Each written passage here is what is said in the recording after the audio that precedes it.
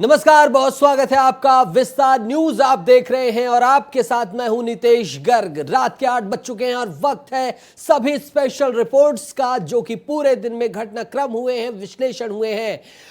बढ़ेंगे, रिपोर्ट्स का रुख करेंगे, देखेंगे, लेकिन उससे पहले नक्सलगढ़ कांकेर से बड़ी खबर आ गई है, बस्तर से बड़ी खबर आ गई है, जहां छत्तीसगढ़ के नक्सल प्रभावित कांकेर जिले के हेदुर और कलपर गांव के जंगल में मंगलवार को सुरक्षा बलों और नक्सलियों के बीच हुई मुठभेड़ में सुरक्षा बल के जवानों ने जिन 29 नक्सलियों को ढेर किया था, उनकी सूची आ गई है। प्रशासन ने उनकी सूची जारी कर दी है और कांकेर के 29 नक्सलियों के मारे जाने के बाद नक्सलियों का संदेश सामने आया है। प्रशासन ने तो एक तरफ सूची जारी की है, प्रशासन ने तो जानकारी साझा की ही है, लेकिन नक्सलियों की तरफ से उन्हें क्रांतिकारी करार दिया गया है और उनकी सूची जारी की गई है। बौखलाहट सामने आई है। क्रांतिकारी आदिवासी, उन्होंने पूरी सूची लिखी है और तमाम, मैं चाहूंगा टीम से कि पूरी स्क्रीन पर दिखाएं जो कि सूची जारी की गई है। नक्सलियों के समूह क्रांतिकारी आदिवासी महिला संगठन ने मुठभेड़ में मारे गए 29 नक्सलियों में से 27 नक्सलियों के नाम और पद जारी किए हैं। नक्सल संगठन ने मारे गए 29 नक्सलियों में से 2 के संबंध में कोई जानकारी नहीं दी है, खाली है 2 नाम। क्रांतिकारी आदिवासी महिला संगठन, उन्होंने ये पूरा जो लेटर हेड है अपने नाम से, उसमें पूरी जानकारी साझा की है। कामरेड शंकर, डीवीसी बद्रू दक्षिण बस्तर, करेगू डेम अनिता पूर्व बस्तर, खोंडोस विनोद मानपुर क्षेत्र रीता, मानपुर क्षेत्र रमेश ओयम, भैरमगढ़ गांव में छाम, बचनू गंगालूर, अवकेम सुरेखा गढ़चिरौली, मिड़न पाली, कविता नेंडूर, रजिता आदिलाबाद, भूमे दक्षिण बस्तर गांव अपेल, कार्तिक पश्चिम बस्तर गांव मरूम, रोशन दरभा डिवीजन देवाल, गंगालूर गांव पीड़ित दीनू गुड्डू हरदा, अन्वेश दक्षिण बस्तर उकूड़, जनिल उर्फ मोदी कोवादी, बस्तर कोरेंजेड जिला मरडकम बस्तर, कड़का गीता ताकीलोड इंद्रवती, राजू कुरसाम प्रकेली, शर्मिला इंद्रावती बटवेडा, सुनीला इंद्रावती रेखाबाई, शांतिल उत्तर बस्तर, कुंडी गुंडा पिंटो गटूम, बजनाथ उत्तर बस्तर बटेकल, शीला इंद्रावती उतला, जैनी बस्तर वटेकल। तो जब जो सियासी बयानबाजी चल रही थी, उस पर खुद नक्सलियों ने यह सूची जारी करके पुष्टि लगा दी। विपक्ष जो लगातार निशाना साध रहा था, उस पर इस सूची ने, जो कि लेटर हेड के साथ आई है, उसने पुष्ट कर दिया। तमाम जो सवाल खड़े किए जा रहे थे, उन सब पर खुद ही विराम लगा दिया है। संजय ठाकुर मेरे साथ जुड़ गए हैं, जो लगातार इस मामले पर जानकारी साझा कर रहे हैं। संजय, 27 सदस्यीय सूची ये महिला संगठन दंडकारण्य के द्वारा जारी की गई है। देखिए नितेश, 2 बातें साफ होती सूची के बाद, क्योंकि पहला बात ये कि 29 नक्सली मारे गए हैं, इस बात को स्वीकार करता है नक्सल संगठन भी। तो इस तरह की जो बातें आती है कि फर्जी इनकाउंटर है या आम आदिवासियों को मार दिया गया, तो इस बात को इस बार नक्सलियों ने खुद ही स्वीकार किया है कि मुठभेड़ में उनके 29 साथी मारे गए हैं। दूसरी बात ये कि जो सबसे गौर करने वाली बात है, उन्होंने ये लिखा है कि नाम इससे ठीक करिए, क्योंकि जो बाकी नक्सली हैं संगठन के, उनके माँ बाप, उनके परिवार में दहशत का माहौल है। तो ये जो मुठभेड़ हुई है, आप समझिए इसका असर कितने बड़े स्तर पे हुआ है कि नक्सल संगठन को सामने आकर नाम साफ करने पड़े हैं, क्योंकि जो बाकी नक्सली, क्योंकि वहां कांटेक्ट नहीं हो पाता, जो नक्सल संगठन में बाकी लोग लगातार जंगल में रहते हैं, तो उनके परिवार का दबाव आ रहा है संगठन के जो बड़े कैडर उनके ऊपर कि हमारे बच्चे ठीक हैं कि नहीं। इसका जिक्र किया उन्होंने विज्ञप्ति में। तो ये बहुत बड़ा संदेश है कि 29 नक्सलियों के मारे जाने के बाद संजय, कल मतदान है, आज सूची जारी की गई है। लगातार सियासी सरगर्मी भी इस मुद्दे पर तेज थी। इस सूची के आने के बाद अब इसका फायदा भी कहीं ना कहीं, जो बयानबाजी चल रही थी उसमें जो सरकार है उसका पक्ष साफ तौर पर होता हुआ दिखाई दे रहा है। संजय जी बिल्कुल, इस बयान के बाद कम से कम इन स्थलों पे तो विराम लग गया है कि जो एक बात आई थी कि ये फर्जी मुठभेड़ है या इसमें फिर आदिवासी मारे गए, इसकी जांच की बात जो आ रही थी, तो कम से कम इन जो बयानबाजी थी उसमें तो विराम लगेगा।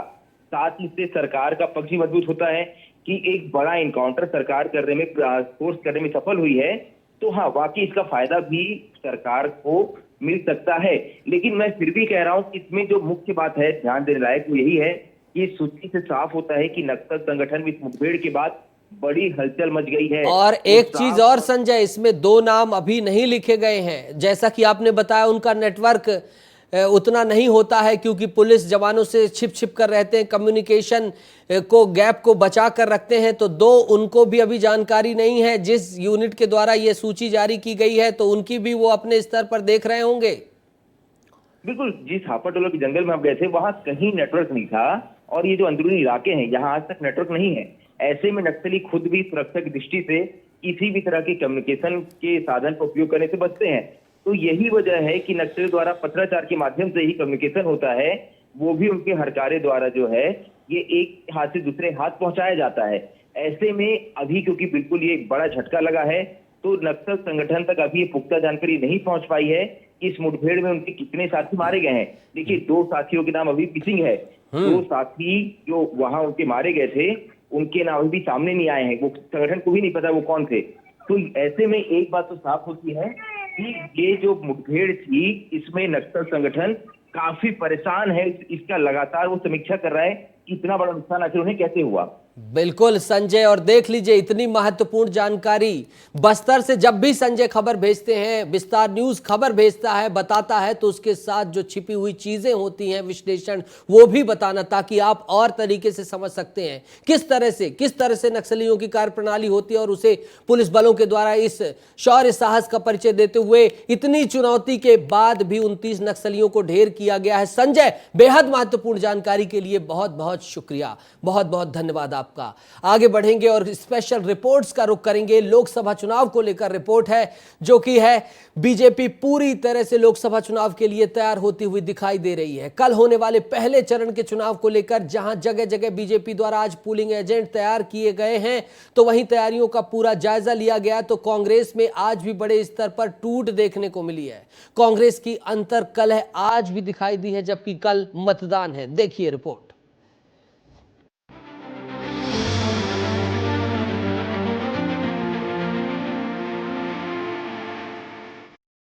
19 अप्रैल को पहले चरण का चुनाव के लिए पूरी तरह कमर कसती राजनीतिक पार्टियां और कांग्रेस में अंतर्कलह। वोटिंग से पहले लगातार कांग्रेस में बिखराव का सिलसिला रुका नहीं है। एक के बाद एक कांग्रेस के छोटे बड़े कार्यकर्ता और नेता पार्टी छोड़कर बीजेपी का दामन थाम रहे हैं। वहीं दूसरी ओर कांग्रेस हाथ पर हाथ धरे बैठी है।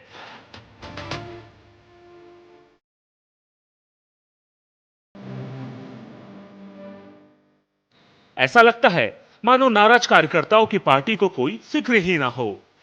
बस्तर लोकसभा सीट पर होने वाले चुनाव से पहले बिलासपुर में कांग्रेस को तगड़ा झटका लगा है, जहां विष्णु यादव ने कांग्रेस का दामन छोड़कर बीजेपी ज्वाइन कर ली है। आपको बता दें, बीजेपी प्रत्याशी तोखन साहू के नामांकन लिए जब आज सभा हुई, तो वहीं सूबे के मुख्यमंत्री विष्णुदेव साय भी मौजूद थे।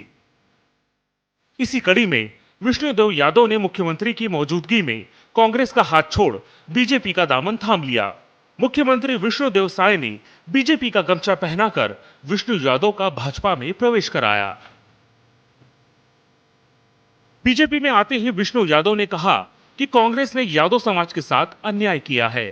स्थानीय छत्तीसगढ़िया यादव समाज की उपेक्षा करते हुए बाहर से आए हुए व्यक्ति को बिलासपुर में कांग्रेस का प्रत्याशी बनाया, जो बिल्कुल भी स्वीकार्य नहीं है। भाजपा में रहते हुए उन्होंने एक ही इच्छा जताई कि वो मरते दम तक बीजेपी के साथ रहेंगे। कांग्रेस पार्टी लगातार 2008 से मेरे साथ अन्याय करते आ रही है। अब सब लोगों ने देखा होगा और बिलासपुर की जनता लगातार ये देख रही है कि इसी तरीके से कांग्रेस पार्टी पहले मेरे नाम को फाइनल करती है, बाद में दूसरे यादव को दे देती है। जो जनता है उनके साथ जिस तरीके से कांग्रेस पार्टी ने उनका जो अपमान किया है, उसको वो सब मेरे से सहन नहीं हुआ। इसलिए मैं 2000 यादवों के साथ मैं भारतीय जनता पार्टी में आज शामिल हुआ। वहीं दूसरी ओर आलोक शर्मा के नामांकन में भी बिलासपुर जैसे माहौल की ही कुछ तस्वीरें सामने आई, जहां भोपाल के पूर्व महापौर सुनील सूद समेत वार्ड नंबर 7 से कांग्रेस पार्षद प्रियंका मिश्रा, पूर्व पार्षद सुनील शर्मा, कांग्रेस युवा नेता अनिल मिश्रा, पूर्व पार्षद निर्मला मोरे, गौतम मोरे, पूर्व पार्षद संजय साहू और नरेला के कांग्रेस नेता शमीम खान ने कांग्रेस का साथ छोड़ बीजेपी में शामिल हो गए।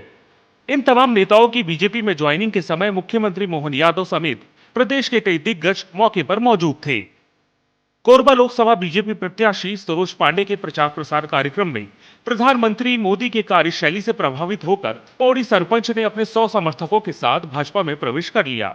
आपको बता दें, छत्तीसगढ़ और मध्य प्रदेश में 2024 आम चुनाव के पहले कांग्रेस छोड़ बीजेपी का दामन थामने वाले नेताओं की मानो बाढ़ सी आ गई हो। राष्ट्रीय से लेकर क्षेत्रीय तक के बगावती नेताओं ने साफ तौर पर पार्टी की कार्यशैली पर जमकर सवाल उठाए। किसी ने राम मंदिर न्योता को नजरअंदाज करना बताया तो किसी ने पार्टी द्वारा कार्यकर्ताओं की अनदेखी करना। ऐसे में कांग्रेस के अंदर मचे इस अंतर्कलह के कारण देखना यह दिलचस्प हो जाता है कि आम चुनाव के परिणाम पर इसका क्या असर पड़ता है। ब्यूरो रिपोर्ट, विस्तार न्यूज।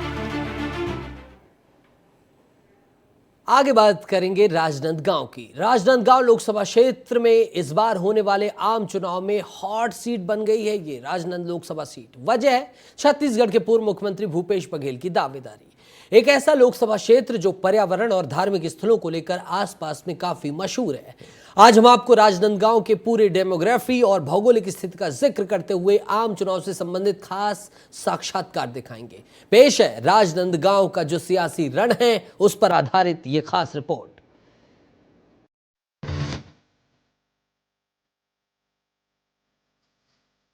शिवनाथ नदी तट पर बसा खूबसूरत राजनांदगांव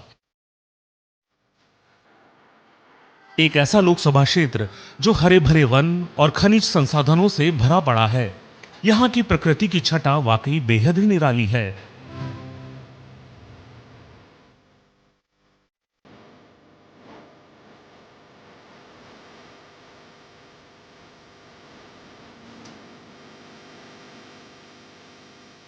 पाताल भैरवी मंदिर, मनगट्टा वन्यजीव पार्क, खारा रिजर्व वन, मां बमलेश्वरी मंदिर, खरखरा बांध जैसे राजनांदगांव में कई दर्शनीय और प्राकृतिक छटाओं से भरे हुए स्थल है। यहाँ भ्रमण कर आप मंत्रमुग्ध हो जाएंगे।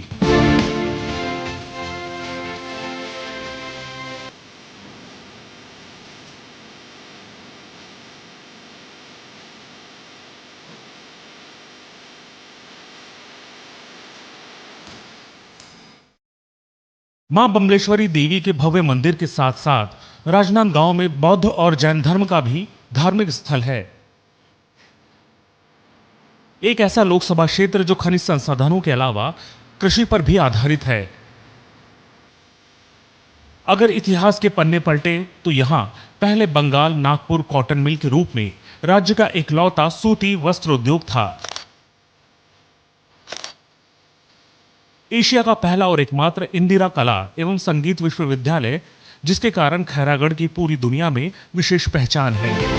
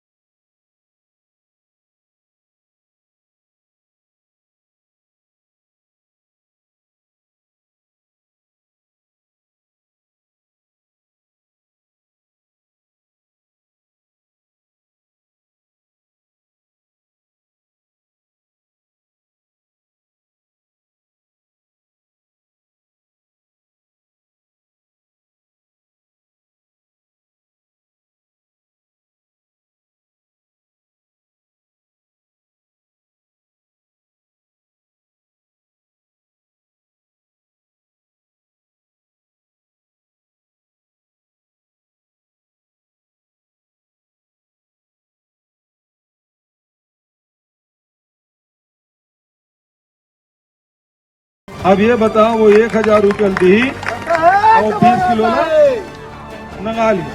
राजनांदगांव के इतिहास में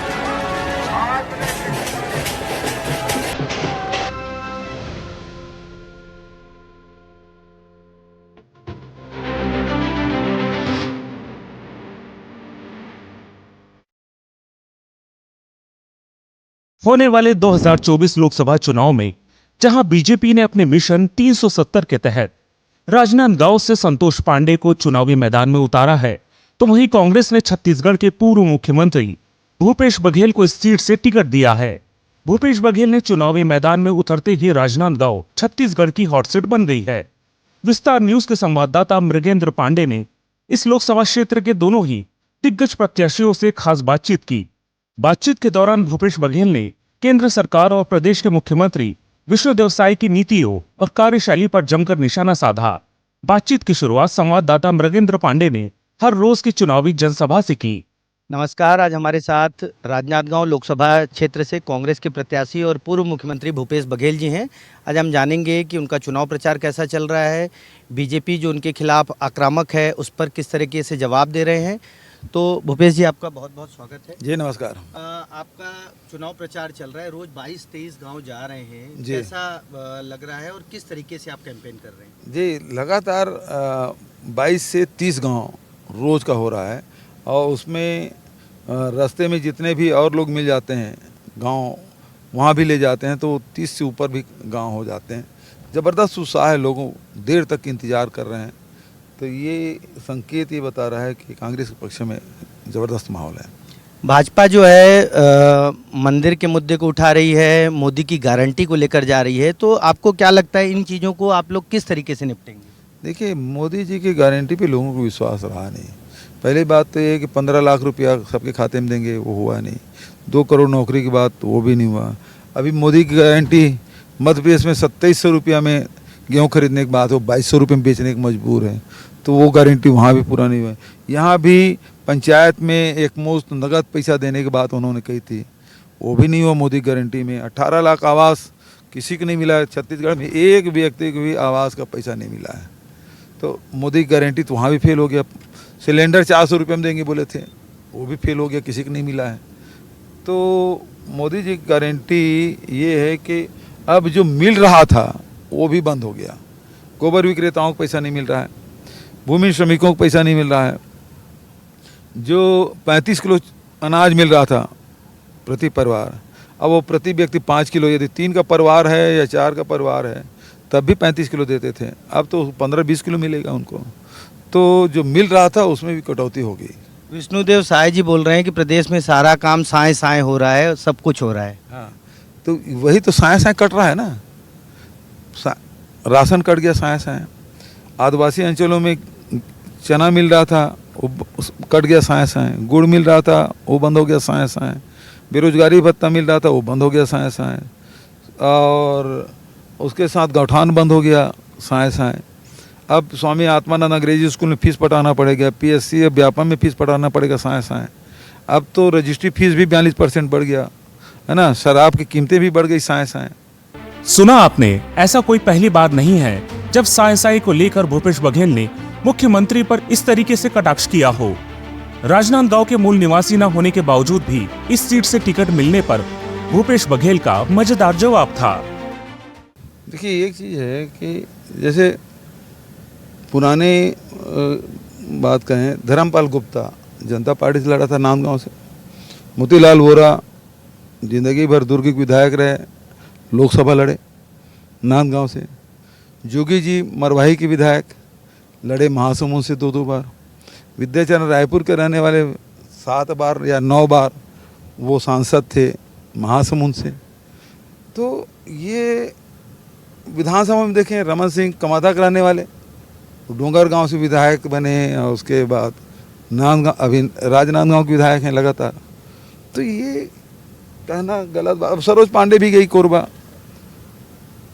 तो पार्टी जहां जिसको उपयुक्त समझती है उसको वहां से कैंडिडेट बनाती है। इस चुनाव में एक चीज़ और देखने को आई है कि कांग्रेस के नेताओं पे लगातार FIR भी हो रहे हैं।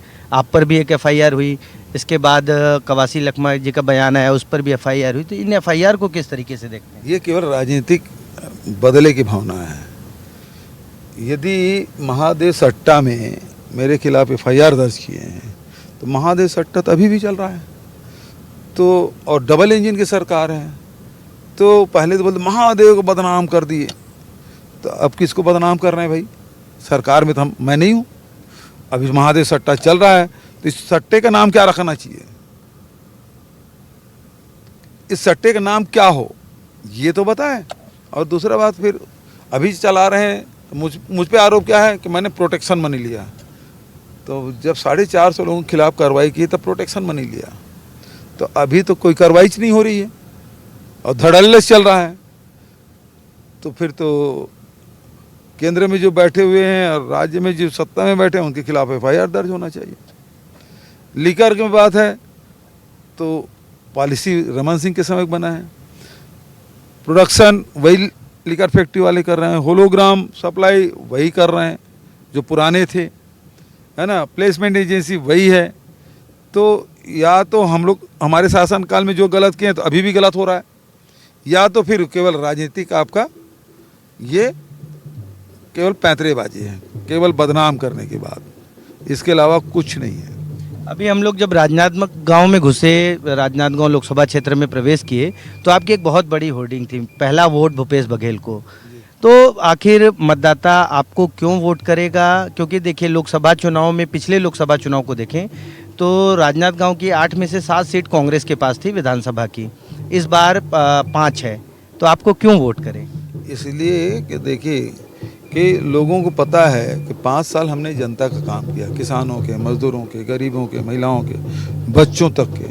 और तो और हम लोगों ने जो नरवा गरवा है उसके लिए भी योजनाएं बनाई, सबके लिए योजना हमने बनाई हैं और उसका लाभ लोगों को मिला है। और सरकार जाने का मलाल सबको है, सभी इस मामले में दुखी हैं कि सरकार को नहीं जाना था। तो अब जो परिस्थिति है कि 5 साल भूपेश ने खूब सेवा हम लोगों की है, इस कारण से लोग चाहते हैं कि फिर से हम भूपेश को वोट करें। बड़े बड़े नेताओं का, भाजपा के बड़े बड़े नेताओं का आपके क्षेत्र में दौरा हो रहा है, मोदी जी की भी सभा है, शाह जी की, सबकी है। कांग्रेस के बड़े लीडर नहीं आ रहे हैं, अकेले आप जो है पूरा कैंपेन संभाले हैं। इसको केंद्रीय नेतृत्व और आप किस तरीके से इन लोगों को आप काउंटर करेंगे? मैं तो पूर्व मुख्यमंत्री हूँ, उसके बावजूद भी यदि प्रधानमंत्री और गृह मंत्री के निशाने में प्रथम स्थान यदि छत्तीसगढ़ में मेरा है तो ये मेरे लिए व्यक्तिगत उपलब्धि है। नहीं, आपके निशाने में, आप तो भाजपा और कांग्रेस दोनों के निशाने पे हैं। बहुत सारे लोग पार्टी छोड़कर जा रहे हैं, वो भी आप पर निशाना। पार्टी का अध्यक्ष नहीं हूँ, है ना, और चुनाव समय पार्टी भाजपा के लोग भी छोड़ के कांग्रेस में आ रहे हैं, कांग्रेस के लोग भाजपा में जा रहे हैं, कोई बहुत बड़ी बात थोड़ी है। जो वर्तमान सांसद हैं जिनको रिपीट किया गया है, आज तक जो 24 साल का देखे हैं, तो राजनांदगांव लोकसभा पे बीजेपी ने कैंडिडेट रिपीट नहीं किया, इस बार रिपीट किया है। तो क्या लगता है, आप किस तरीके से उसे देखते हैं? देखिए, अब वो कैंडिडेट तय करना तो पार्टी का अपना विशेषाधिकार है, उन्होंने किया है, लेकिन जनता के बीच में ये है कि वो आए नहीं कभी, तो उस बात का नुकसान भारतीय जनता पार्टी हो भी रहा है।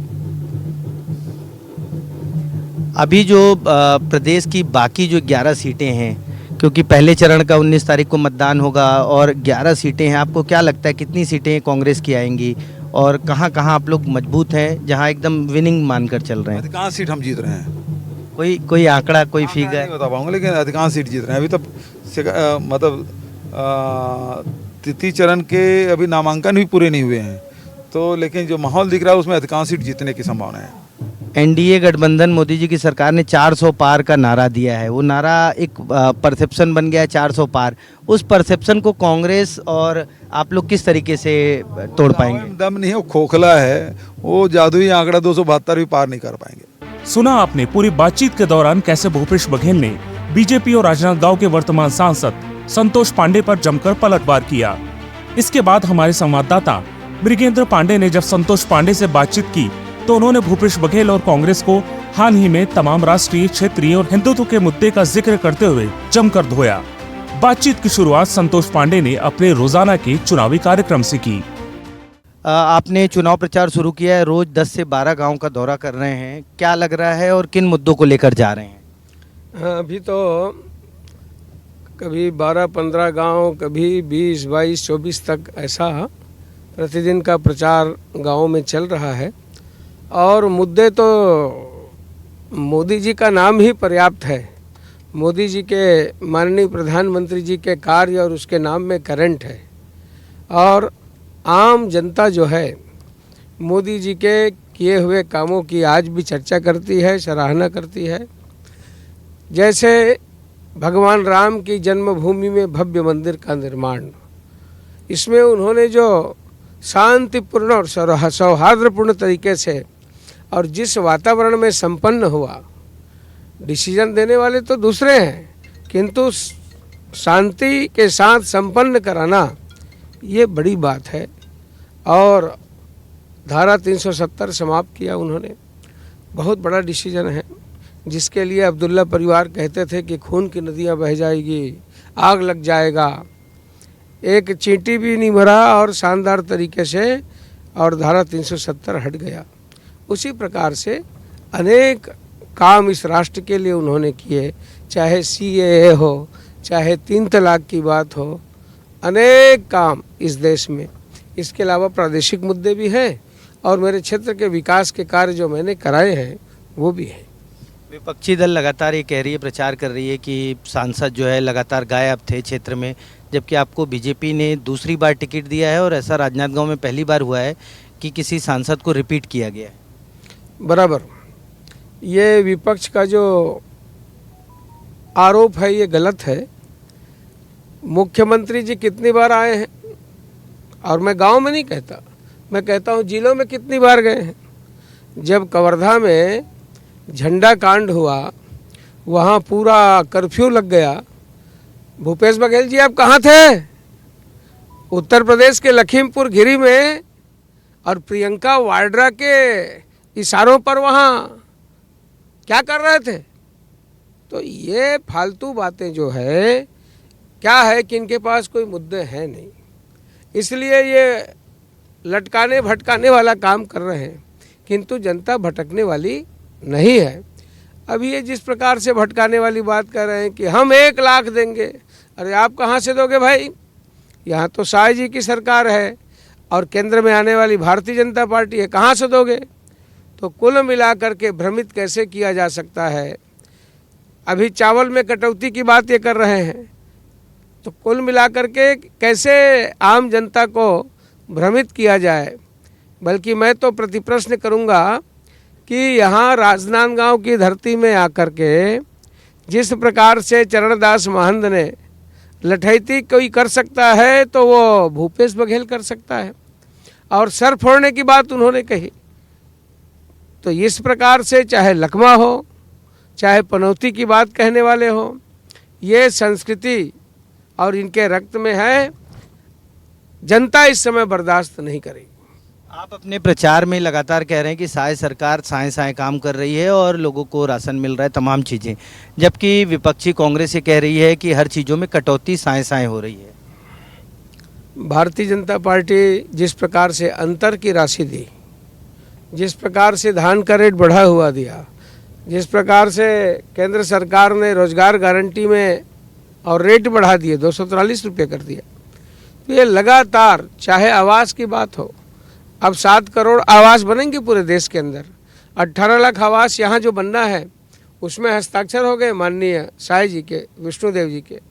तो कुल मिलाकर के मैं कहूँगा कि ये तो साय जी की सरकार आते ही सब साए काम होने लगा, ये सही है, जनता कह रही है। ये जो विपक्षी कांग्रेस है, यहाँ बाहरी प्रत्याशी का भी मुद्दा उठ रहा है कि भूपेश बघेल को बाहरी प्रत्याशी के रूप में किया गया है, तो उस पर आपका क्या मानना है? ऐसा है, पहले भी बाहर के प्रत्याशी आते रहे हैं।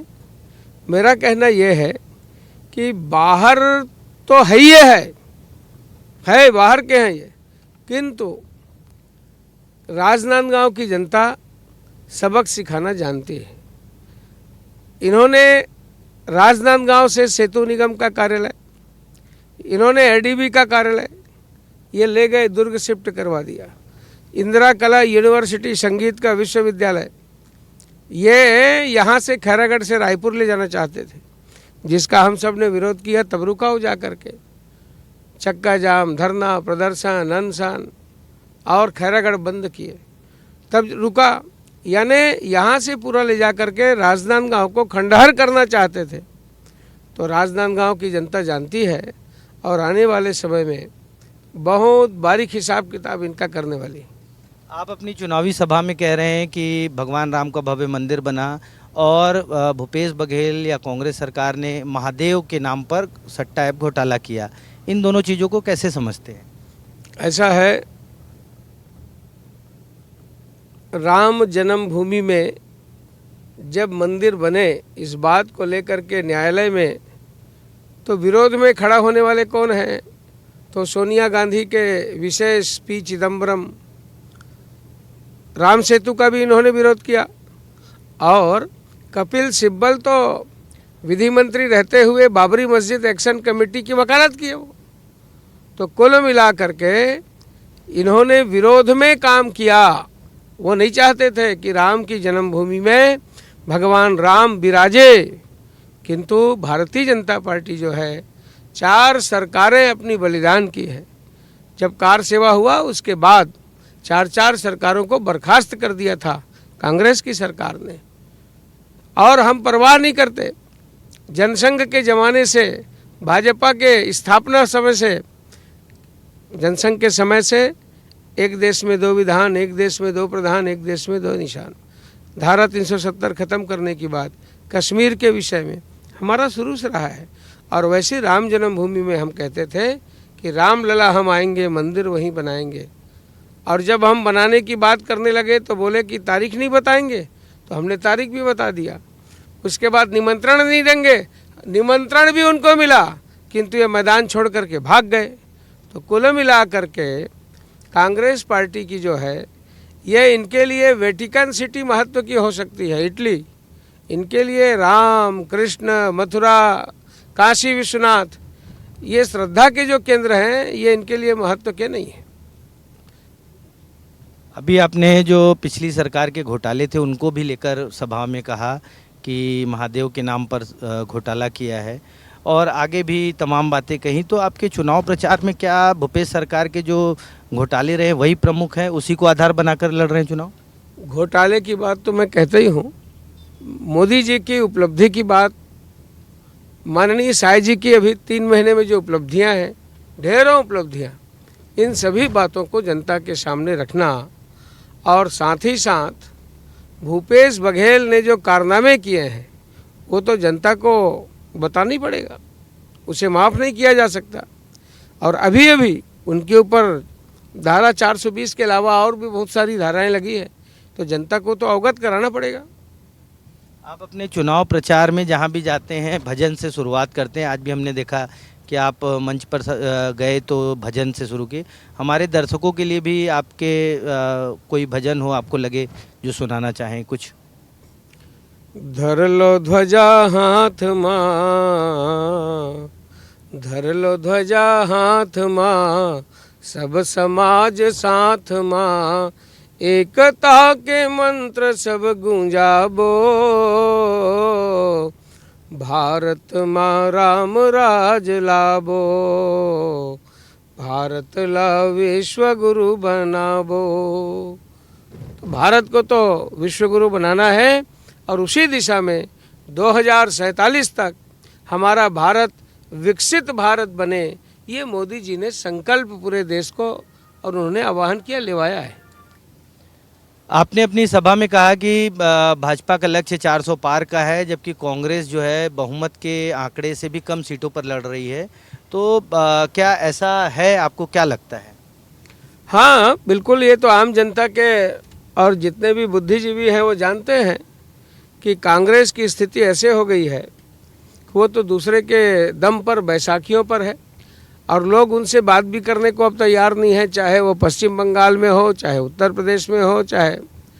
तो कुल मिला करके कांग्रेस की अब वो हैसियत रही नहीं। भारतीय जनता पार्टी 400 पार करेगी, इसमें भी कोई शंका नहीं है, और अपने दम पे सरकार बनाए हैं। हमारा जो गठबंधन है, पवित्र गठबंधन है। अब अगली खबर की ओर रुख करेंगे फर्जीवाड़े को लेकर। देश में चुनावी माहौल है, ऐसे में अगर आप नए मतदाता हैं तो जाहिर तौर पर आपने मतदाता सूची में अपना नामकरण करवाया होगा, पंजीयन करवाया होगा, आपको तमाम कागजात दिखाने पड़े होंगे। लेकिन प्रदेश में एक ऐसा गिरोह चल रहा था जो बिना कागजात के फर्जी वोटर आईडी बना रहा था। जरा सोचिए, फर्जी वोटर आईडी, सचिन तेंदुलकर के नाम तक की फर्जी वोटर आईडी बनाई गई है। फर्जीवाड़े को लेकर दिखाते हैं ये रिपोर्ट और खुलासा करते हैं, देखते हैं कि कहां ये फर्जीवाड़ा हो रहा था और इससे जुड़ी आपके लिए क्या सतर्कता है।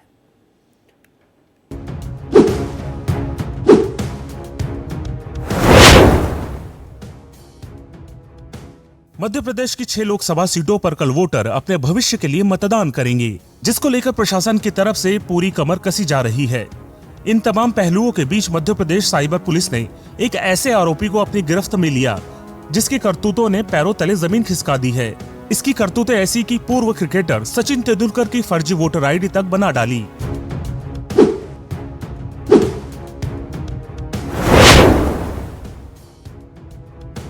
आपको बता दें, मध्य प्रदेश साइबर पुलिस ने इस शातिर को बिहार से गिरफ्तार किया है।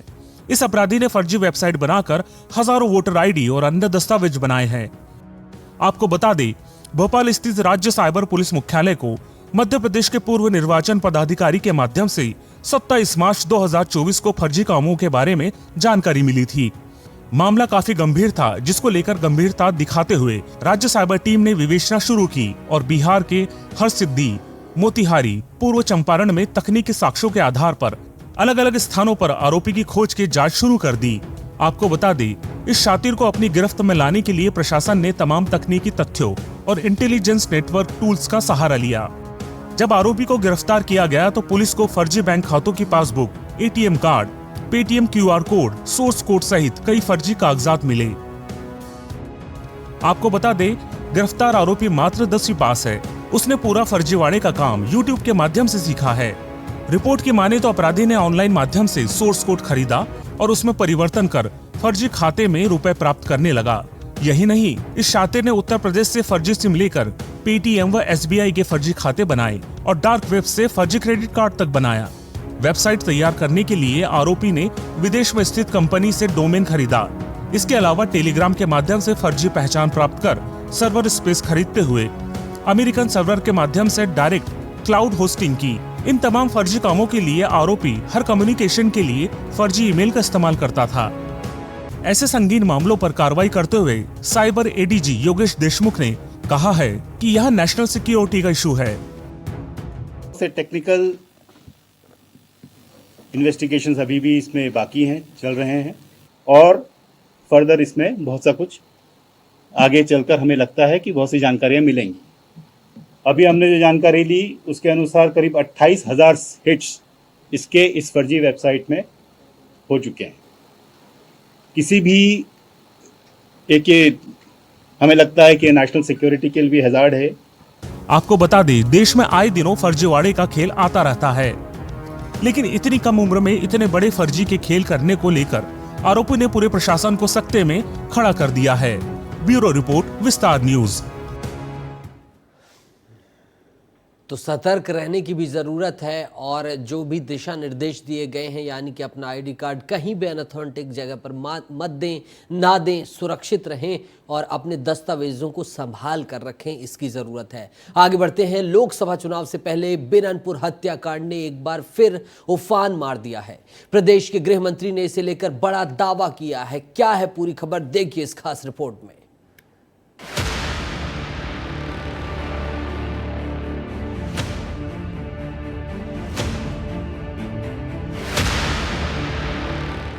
चुनावी साल में एक बार फिर से बिरनपुर का मामला प्रदेश की सियासत में गरमाया हुआ नजर आ रहा है और इसकी वजह है प्रदेश के उप मुख्यमंत्री सह गृह मंत्री विजय शर्मा का वो बयान जिसमें उन्होंने बिरनपुर को लेकर कई चौंकाने वाले दावे किए हैं।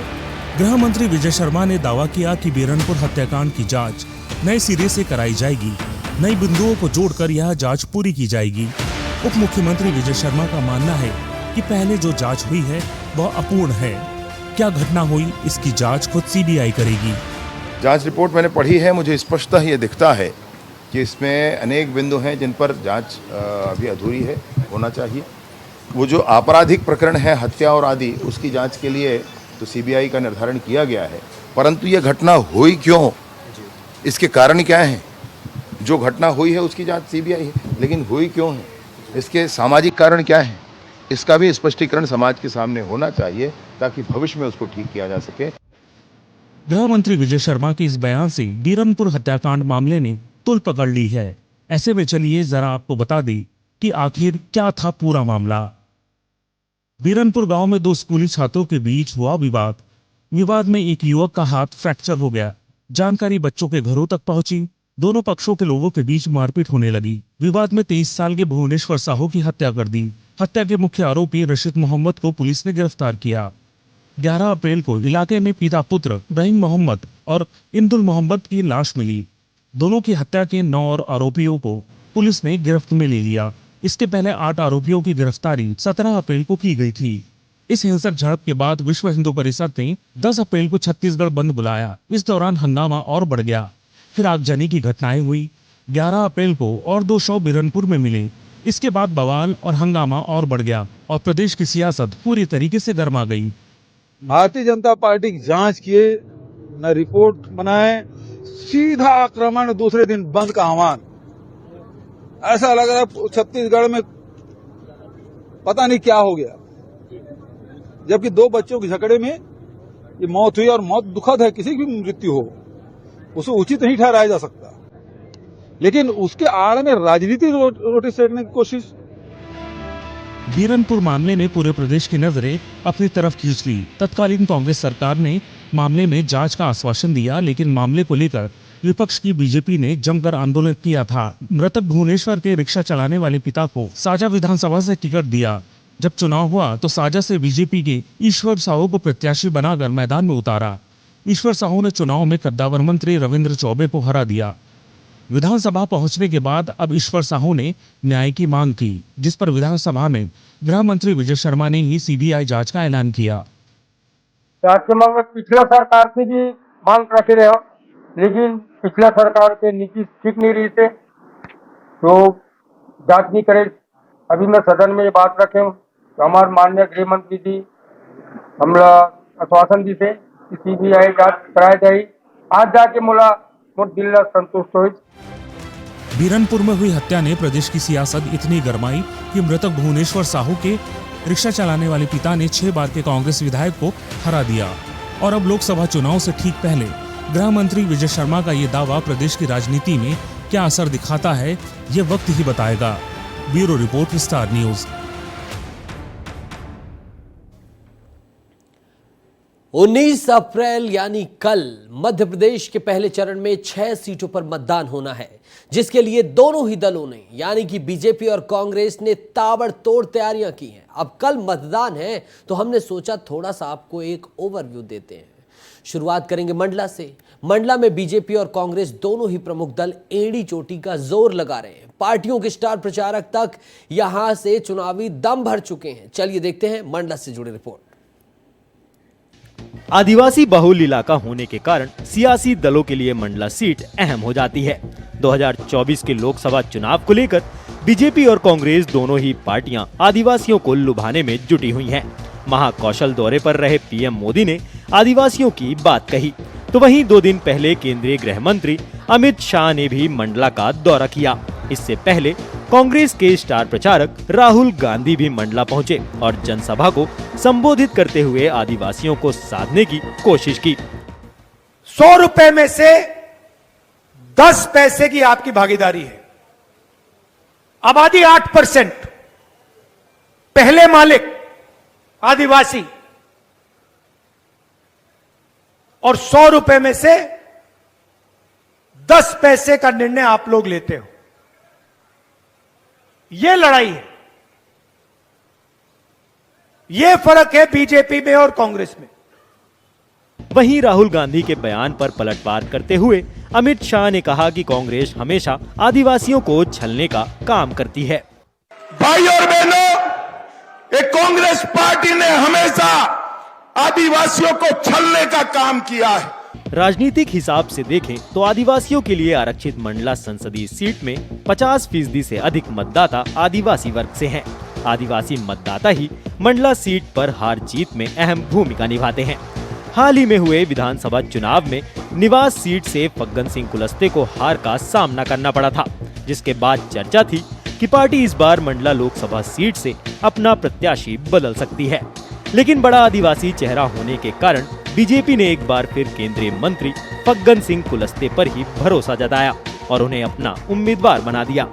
वहीं ओमकार सिंह मरकाम को साल 2014 के लोकसभा चुनाव में हार का सामना करना पड़ा था, लेकिन डिंडौरी सीट से विधानसभा चुनाव में जीत के बाद कांग्रेस ने उन्हें सबसे मजबूत उम्मीदवार माना है। ब्यूरो रिपोर्ट, विस्तार न्यूज।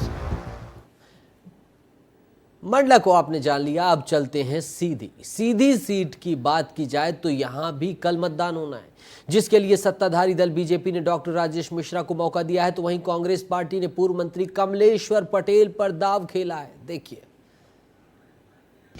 सीधी लोकसभा सीट में 19 अप्रैल को चुनाव होना है, जिसके लिए सत्ताधारी दल बीजेपी ने डॉक्टर राजेश मिश्रा को मौका दिया है, तो वहीं कांग्रेस पार्टी ने पूर्व मंत्री कमलेश्वर पटेल पर दांव आजमाया है। चलिए अब आपको इनके बारे में भी बता देते हैं। डॉक्टर राजेश मिश्रा बीजेपी 2009 में भाजपा से जुड़े, प्रदेश सहसंयोजक का दायित्व निभाया।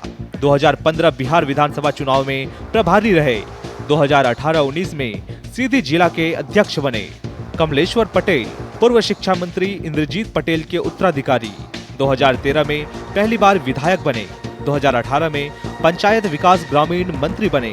2023 का विधानसभा चुनाव हार गए।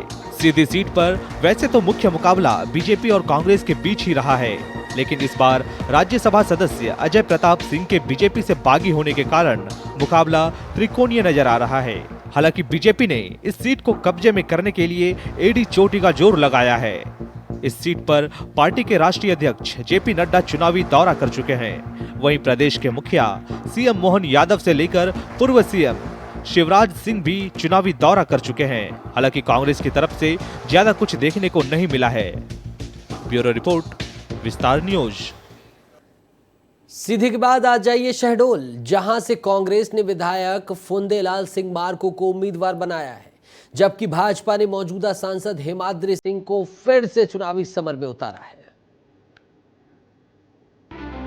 शहडोल एक जनजाति बहुल इलाका है। बिंद की शहडोल सीट शुरू से ही आरक्षित रही है, जिसमें 24 के चुनाव के लिए कांग्रेस ने विधायक फुंदेलाल सिंह मार्को को उम्मीदवार बनाया है, जबकि भाजपा ने मौजूदा सांसद हिमाद्री सिंह को फिर से चुनावी मैदान में उतारा है। हिमाद्री सिंह वर्तमान में सांसद हैं। 2017 में भाजपा के आदिवासी नेता नरेंद्र सिंह मरावी से उन्होंने शादी की। 2019 के लोकसभा चुनाव से ठीक पहले वे भाजपा में आई। कांग्रेस की प्रमिला सिंह को रिकॉर्ड 4.5 लाख वोटों से हराया। बीजेपी महिला मोर्चा की प्रदेश उपाध्यक्ष भी रह चुकी हैं। फुंदेलाल सिंह मार्को 3 बार जिला पंचायत सदस्य रहे। जिला पंचायत उपाध्यक्ष भी चुने गए। मध्य प्रदेश आदिवासी विकास परिषद के अध्यक्ष और महामंत्री रहे। 2013 में पहली बार पुष्पराजगढ़ सीट से जीतकर विधायक बने। 2018 में दूसरी बार विधानसभा पहुंचे। शहडोल सीट पर ज्यादातर मुख्य मुकाबला बीजेपी और कांग्रेस के बीच ही रहा है और इस सीट पर आदिवासी मतदाता किसी भी प्रत्याशी की जीत हार तय करने में महत्वपूर्ण भूमिका निभाते आए हैं। यही वजह है कि शहडोल में भाजपा के राष्ट्रीय अध्यक्ष जेपी नड्डा सभा ले चुके हैं और कांग्रेस के स्टार प्रचारक राहुल गांधी भी सभा को संबोधित कर चुके हैं। ऐसे में साफ है कि आदिवासी वोटर जिधर जाएंगे, जीत का पलड़ा भी उधर ही भारी होगा। अब संस्कार धानी यानी जबलपुर की बात करें तो एक तरफ बीजेपी ने आशीष दुबे को मौका दिया है, तो वहीं कांग्रेस ने दिनेश यादव को अपना उम्मीदवार बनाया। यादव पर ट्रम्प कार्ड खेला है। देखिए, नर्मदा नदी के किनारे पर बसा जबलपुर शहर विंध्य पर्वतों से घिरा हुआ है, जिसे प्रदेश की संस्कार धानी भी कहा जाता है। यहाँ के संगमरमर की पहाड़ियाँ और नर्मदा से बहते धुआंधार झरने पूरे देश और दुनिया में प्रसिद्ध हैं। और जितनी प्रसिद्ध यहाँ की प्राकृतिक सुंदरता है, उतनी ही खास यहाँ की राजनीति भी है। आजादी के बाद से ही ये सीट लगातार कांग्रेस की वफादार बनी हुई थी, लेकिन 1996 के बाद से इस सीट पर सिर्फ कमल ही खिल रहा है।